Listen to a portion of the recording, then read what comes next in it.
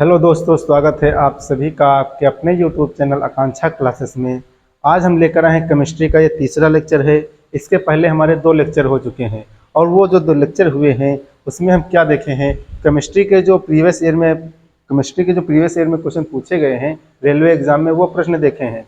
और ये आज का हमारा तीसरा लेक्चर है जिसमें हम पढ़ेंगे डाल्टन का परमाणु सिद्धांत और परमाणु परमाणु अणु और तत्व। यानी कि आज की टॉपिक से जितने भी रेलवे एग्जाम में प्रश्न पूछे गए हैं वो सारे हम प्रश्न देखने वाले हैं। इसके पहले में 2 वीडियो में हम वो प्रश्न देखें जो रेलवे एग्जाम में पूछे गए हैं और आज की वीडियो में भी वही प्रश्न देखेंगे जो रेलवे एग्जाम में पूछे गए हैं। तो चलिए हम वीडियो को स्टार्ट करते हैं। यदि हमारी वो वीडियो अभी तक आप लोग नहीं देखे हैं तो हमारे चैनल आकांक्षा क्लासेस पर जा करके सारी वीडियो देख सकते हैं।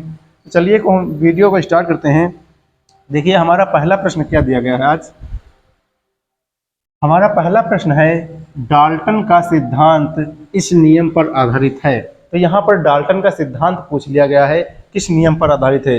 देखिए आरआरबी ग्रुप डी में प्रश्न पूछा हुआ है तो डाल्टन का सिद्धांत किस पर आधारित था ये आप लोगों को पता होना चाहिए। यहाँ पर ऑप्शन देखिए, नियत अनुपात, क्या है, रासायनिक संयोग, गति का संरक्षण, द्रव्यमान संरक्षण।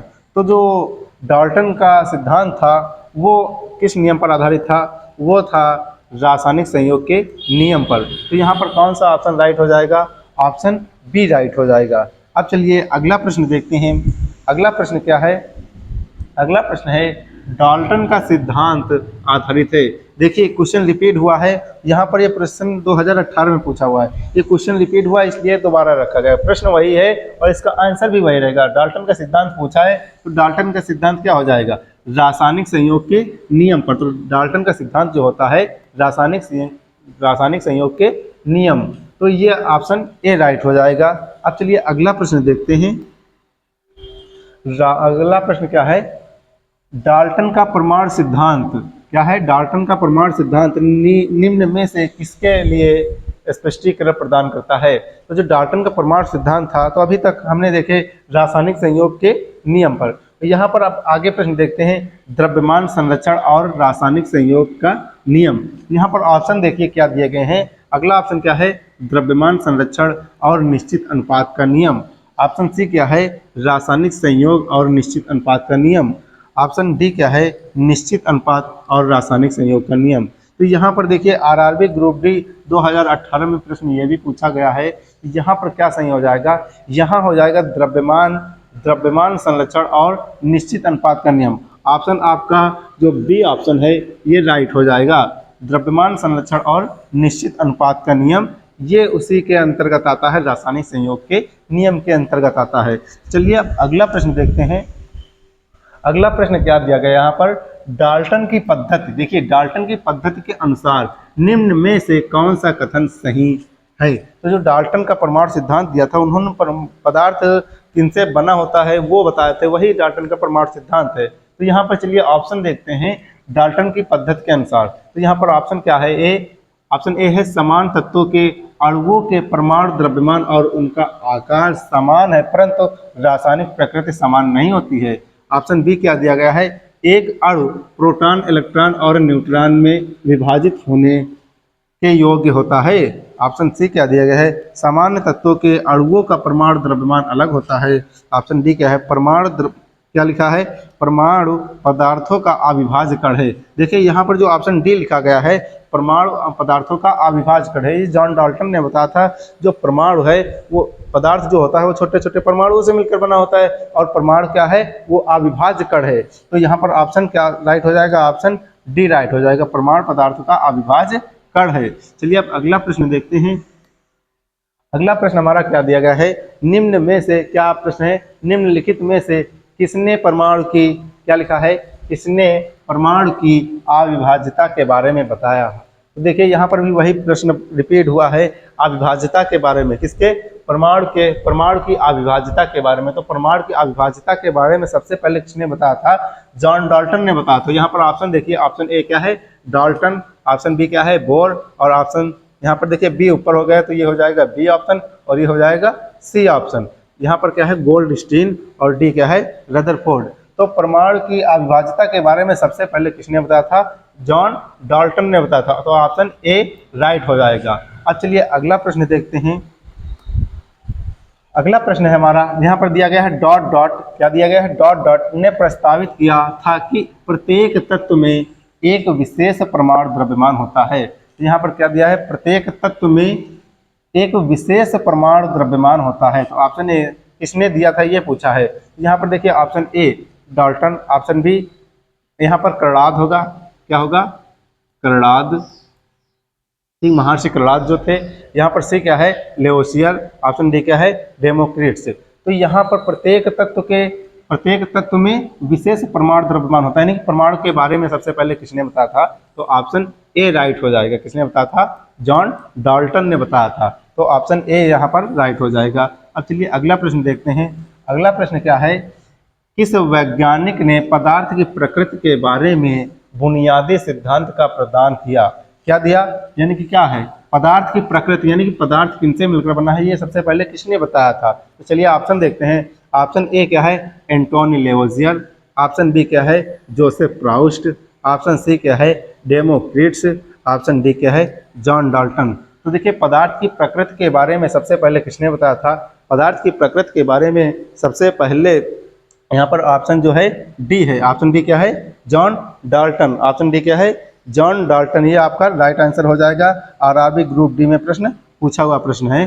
चलिए अब अगला प्रश्न देखते हैं। देखिए पदार्थ की प्रकृति के बारे में क्या बताया था? पदार्थ के बारे में, पदार्थ जो है छोटे छोटे कणों से मिलकर बना होता है, जिन्हें परमाणु कहा जाता है। और परमाणु वह उच्चतम कण है जिसको और ज्यादा विभाज्य नहीं किया जा सकता है, यानी कि पदार्थ अविभाज्य कण है। ये जॉन डाल्टन ने सबसे पहले बताया था। चलिए अगला प्रश्न देखते हैं। अगला प्रश्न क्या है? पदार्थ की प्रकृति में से, क्या लिखा है? पदार्थ की प्रकृति में प्रकृति से संबंधित मूलभूत सिद्धांत किसने प्रतिपादित किया? तो यहाँ पर क्या है? संबंधित मूलभूत सिद्धांत किसने प्रतिपादित किया? तो यहाँ पर आपका ऑप्शन देखते हैं। ऑप्शन ए क्या है? John Dalton. ऑप्शन ए क्या है? जॉन मिल्टन है। ऑप्शन बी क्या है? John Dalton. और ऑप्शन सी क्या है? मेंडल। और ऑप्शन डी क्या है? लेवोजियर। तो यहाँ पर देखिए ऑप्शन कौन सा राइट हो जाएगा? ऑप्शन, यहाँ पर देखिए क्या प्रश्न है? पदार्थ की प्रकृति से संबंधित, यानी कि पदार्थ के बारे में ही पूछ रहा है, पदार्थ के बारे में ही पूछ रहा है। तो यहाँ पर कौन सा राइट हो जाएगा? पदार्थ किनसे मिलकर बना होता है, ये सबसे पहले उनके संबंधित मूलभूत सिद्धांत किसने दिया था? तो यहाँ पर जो सिद्धांत दिया था, ऑप्शन कौन सा राइट हो जाएगा? जॉन डाल्टन ने। तो पदार्थ की प्रकृति के बारे में सबसे पहले सिद्धांत किसने दिया था? जॉन डाल्टन ने दिया था। अब चलिए अगला प्रश्न देखते हैं। अगला प्रश्न क्या है यहाँ पर? उस ब्रिटिश रसायनज्ञ का नाम बताइए जिसने द्रव्यमान संरक्षण एवं स्थिर अनुपात के नियम, क्या लिखा है? द्रव्यमान संरक्षण एवं स्थिर अनुपात के सिद्धांत के विषय में अपना परमाणु सिद्धांत 1808 में प्रस्तुत किया, जो कि पदार्थ के अध्ययन में निर्णायक सिद्ध हुआ। यहाँ पर पूछा है उस रासायनिक वैज्ञानिक का नाम। तो यहाँ पर कौन से साइंटिस्ट होंगे? यहाँ पर ऑप्शन देखते हैं। जिसने द्रव्यमान संरक्षण और स्थिर अनुपात का सिद्धांत के विषय में अपना 1808 में प्रस्तुत किया था, क्या दिया? देखते हैं कौन से साइंटिस्ट थे। ऑप्शन ए क्या है? प्राउस्ट, ऑप्शन बी क्या है? लेवोजियर, और ऑप्शन सी क्या है? अर्नेस्ट रदरफोर्ड, और ऑप्शन डी क्या है? John Dalton. तो देखिए जो जॉन डाल्टन है, इन्होंने क्या दिया था? रासायनिक संयोग के नियम। रासायनिक संयोग के नियम ही अंतर्गत आता है जो द्रव्यमान संरक्षण का नियम और स्थिर अनुपात का नियम। तो ऑप्शन कौन सा राइट हो जाएगा यहाँ पर? ऑप्शन डी आपका राइट आंसर हो जाएगा, जॉन डाल्टन। ऑप्शन डी क्या राइट हो जाएगा? Option D. देखिए आरआरबी एनटीपीसी में प्रश्न पूछा हुआ है, जॉन डाल्टन इसका राइट आंसर हो जाएगा। चलिए अब अगला प्रश्न देखते हैं। अगला प्रश्न क्या है? देखिए शब्द परमाणु, क्या है? शब्द परमाणु को किसने खोजा, यानी कि जो परमाणु शब्द है इसका सबसे पहले प्रयोग किसने किया था? तो ऑप्शन देखिए। ऑप्शन ए क्या है? डाल्टन, और ऑप्शन बी क्या है? करलाद, महर्षि करलाद, और ऑप्शन सी क्या है? लेवोजियर, और ऑप्शन डी क्या है? डेमोक्रिट्स। आरआरबी ग्रुप डी में प्रश्न पूछा हुआ है परमाणु शब्द किसने खोजा? तो परमाणु शब्द सबसे पहले यहाँ पर खोजा था, ऑप्शन डी क्या है? ऑप्शन डी है डेमोक्रिट्स। आपका राइट आंसर हो जाएगा ऑप्शन डी, डेमोक्रिट्स। चलिए अब अगला प्रश्न देखते हैं। अगला प्रश्न क्या दिया गया है यहाँ पर? एक ही तत्व या विभिन्न तत्वों के परमाणु मिलकर बनाते हैं। देखिए सबसे सूक्ष्मतम कण क्या होता है? परमाणु होता है। अब जब परमाणु मिल रहे हैं तो परमाणु के बाद क्या बनता है? परमाणु के बाद अणु बनता है, यानी कि परमाणु मिल करके अणु बनाते हैं। तो यहाँ पर ऑप्शन देखते हैं, ऑप्शन ए क्या है अणु, और ऑप्शन बी क्या है इलेक्ट्रॉन, और ऑप्शन सी क्या है आयन, और ऑप्शन डी क्या है प्रोटॉन। तो यहाँ पर प्रश्न क्या है, एक ही तत्व, क्या है एक ही तत्व या विभिन्न तत्वों के परमाणु मिल करके, क्या लिखा है परमाणु मिल करके बनाते हैं, तो क्या बनाते हैं अणु बनाते हैं। आपका राइट आंसर क्या हो जाएगा, ऑप्शन ए राइट हो जाएगा, अणु। ठीक है, अब चलिए अगला प्रश्न देखते हैं। अगला प्रश्न क्या है, जल के कितने अणु कॉपर सल्फेट के एक अणु में उपस्थित हैं, यानी कि कॉपर सल्फेट के एक अणु में कितने जल के मॉलिक्यूल उपस्थित हैं। तो यहाँ पर चलिए आप फार्मूला लिखते हैं तभी इस समझ में आएगा। देखिए कॉपर सल्फेट CuSO4.5H2O। आप देखिए इस फार्मूले को देखिए, और इस फार्मूले को देखकर आप लोग समझ गए होंगे कि यहाँ पर जल के कितने अणु हैं। तो यहाँ पर ऑप्शन देखते हैं, ऑप्शन ए क्या है 5, और ऑप्शन बी क्या है 6, और ऑप्शन डी क्या है यहाँ पर सी, ऑप्शन डी सी क्या है 3, और ऑप्शन डी क्या है 4। तो यहाँ पर देखिए ये जल है, ठीक है। अब जल के कितने अणु हैं यहाँ पर, तो कितने हो जाएंगे, ऑप्शन ए क्या हो जाएगा 5 हो जाएंगे। चलिए अब अगला प्रश्न देखते हैं। अगला प्रश्न क्या है, अमोनियम क्लोराइड, क्या अमोनियम क्लोराइड के एक अणु में कितने परमाणु होते हैं। देखिए एक अणु में परमाणु पूछा है, तो अमोनियम क्लोराइड का यदि आप लोगों को सूत्र पता है तो आप लोग तुरंत इसको बता देंगे। तो चलिए अब इसका सबसे पहले इसका हम सूत्र देख लेते हैं। अमोनियम क्लोराइड NH4Cl, ये होता है अमोनियम क्लोराइड। अब यहाँ पर क्या पूछा है, एक अणु में कितने परमाणु होते हैं, यहाँ परमाणुओं की संख्या पूछा है। तो देखिए एक ये हो गया और हाइड्रोजन 4, 1 + 4 और +1, तो कितने हो जाएंगे टोटल, कितने हो जाएंगे, ये हो जाएंगे 6, 4 2 6, यानी कि परमाणुओं की संख्या कितनी हो जाएगी। तो ऑप्शन डी क्या है 6। देखिए आरआरबी ग्रुप डी में प्रश्न पूछा, इतना इजी प्रश्न है, आपका आंसर डी हो जाएगा 6। ठीक है, अब चलिए अगला प्रश्न देखते हैं।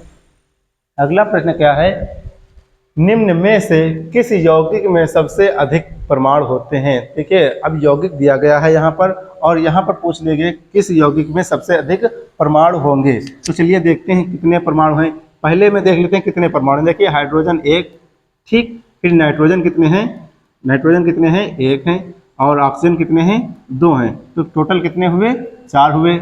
अब यहाँ पर देखते हैं H2SO4 में, यहाँ पर देखिए हाइड्रोजन कितने हैं 2 हैं, और S कितना है 1, यानी कि सल्फर कितना है 1, और यहाँ पर ऑक्सीजन कितना है 4।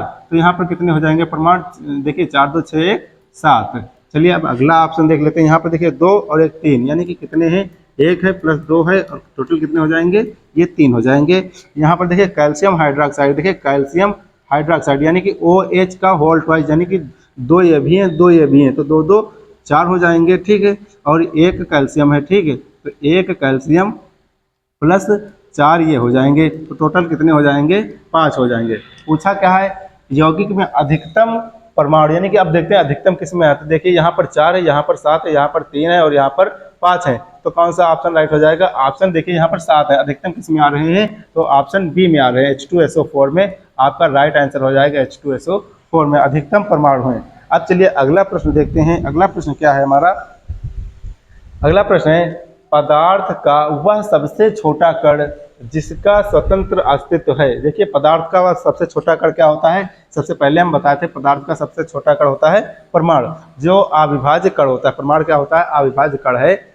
जॉन डाल्टन के अनुसार परमाणु अविभाज्य कण है, जिसको और ज़्यादा विभाजित नहीं किया जा सकता है। तो वह सबसे छोटा कण जिसका स्वतंत्र अस्तित्व है। तो यहाँ पर ऑप्शन देखिए, ऑप्शन ए क्या है परमाणु, और ऑप्शन बी क्या है न्यूट्रॉन, ऑप्शन सी क्या है इलेक्ट्रॉन, और ऑप्शन डी क्या है अणु।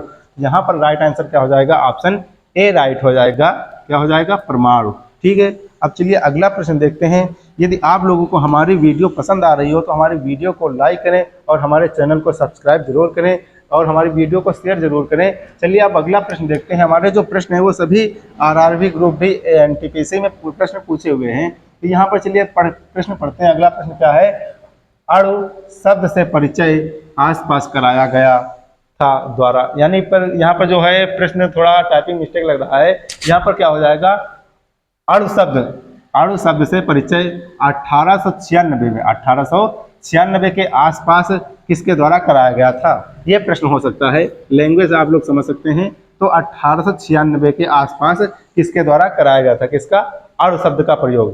तो चलिए ऑप्शन देखते हैं। यहाँ पर ऑप्शन ए क्या है, जॉन डाल्टन। आप लोग कमेंट करिए जल्दी जल्दी कि कौन सा यहाँ पर आंसर राइट होगा। तो ऑप्शन ए क्या है, जॉन डाल्टन, और ऑप्शन बी क्या है, जोसेफ प्राउस्ट, और ऑप्शन सी क्या है, विल्हेम ओस्टवाल्ड, और ऑप्शन डी क्या है, महर्षि कर्नाड। यहाँ पर क्या हो जाएगा, महर्षि कर्नाड हो जाएगा। ठीक है, यहाँ पर देखिए अर्ध शब्द कब 1896 में सबसे पहले किसने प्रयोग किया था, कि किसके द्वारा परिचय में लाया गया था। तो यहाँ पर ऑप्शन क्या हो जाएगा, ऑप्शन सी। देखिए ऑप्शन सी क्या दिया गया है, विल्हेम ओस्टवाल्ड। आपका आंसर सी हो जाएगा। 1896 के आसपास विल्हेम ओस्टवाल्ड ने परिचय में अर्ध शब्द के लिए ये लाए थे, विल्हेम ओस्टवाल्ड। चलिए ठीक है, अब चलिए अगला प्रश्न देखते हैं। अगला प्रश्न क्या है हमारा, किसी यौगिक की सबसे छोटी संभव इकाई। देखिए यहाँ पर क्या पूछा है, किसी यौगिक की पूछा ना। तो यहाँ पर ऑप्शन देखिए, अणु है, ऑप्शन बी क्या है, न्यूट्रॉन, और ऑप्शन सी क्या है यहाँ पर, परमाणु, और ऑप्शन डी क्या है, नाभिक। तो किसी भी यौगिक की सबसे छोटी संभव इकाई जो होती है वो होती है अणु। क्या होती है, सबसे छोटी संभव इकाई अणु होती है। तो यहाँ पर राइट आंसर क्या हो जाएगा, अणु हो जाएगा। अब चलिए अगला प्रश्न देखिए। देखिए यहाँ पर यौगिक की पूछा है, इसलिए आपका आंसर ए राइट हो जाएगा। क्या आंसर राइट हो जाएगा, ऑप्शन ए राइट हो जाएगा, ऑप्शन ए अणु हो जाएगा। अब चलिए अगला प्रश्न देखते हैं। अगला प्रश्न क्या है, कैल्शियम हाइड्रोक्साइड के अणु में कितने परमाणु मौजूद हैं। देखिए कैल्शियम हाइड्रोक्साइड के परमाणु, यहाँ पर कैल्शियम हाइड्रोक्साइड यौगिक दिया है, इसमें परमाणु की संख्या पूछ लिया है। तो कैल्शियम OH, देखिए यहाँ पर ट्वाइस लगा है बाहर इसके, तो यानी कि ऑक्सीजन भी दो हैं और हाइड्रोजन भी दो हैं। तो यहाँ पर टोटल कितने एलिमेंट हैं, यहाँ पर टोटल 4 हैं और ये एक 5, तो टोटल कितने हो जाएंगे, 5 परमाणु हो जाएंगे। ऑप्शन देखते हैं। ऑप्शन देखिए यहाँ पर 7 है, और ऑप्शन क्या है, 4 है, और ऑप्शन क्या है, यहाँ पर देखिए ऑप्शन सी जो है 5 है। तो ऑप्शन सी आपका राइट आंसर हो जाएगा 5। अब चलिए अगला प्रश्न देखते हैं। अगला प्रश्न क्या है, कैल्शियम। देखिए यही हमारा अगला प्रश्न है, हाँ यही हमारा अगला प्रश्न है, जो कि हमारा अगला प्रश्न है, और यही हमारा आज का लास्ट प्रश्न होगा। क्या पूछा है, कैल्शियम नहीं है, कार्बन डाइऑक्साइड। यहाँ पर देखिए कार्बन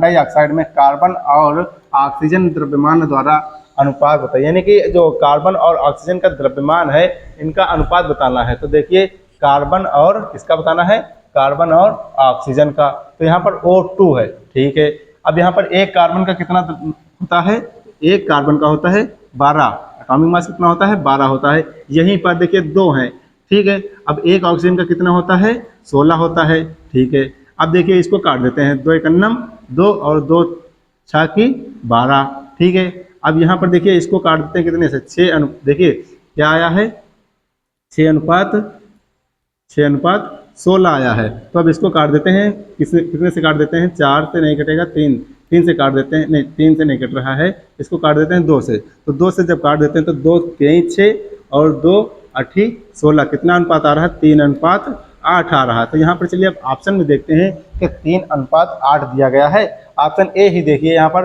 3:8, यहाँ पर देखिए 8:3 ये आपका राइट गलत हो जाएगा। यहाँ पर क्या है, सी ऑप्शन 14:3, ये भी गलत हो जाएगा। यहाँ पर 3:14 ये भी गलत हो जाएगा। आपका राइट आंसर क्या हो जाएगा, ऑप्शन ए 3:14, जो कि यहाँ पर निकल कर भी आया है। तो चलिए आज की वीडियो में हम इतने ही प्रश्न देखते हैं और मिलते हैं नेक्स्ट वीडियो में। तब तक के लिए जय हिंद, जय भारत। यदि आप लोग हमारे चैनल को सब्सक्राइब नहीं किए हैं तो चैनल को सब्सक्राइब जरूर कर लीजिएगा। Thank you.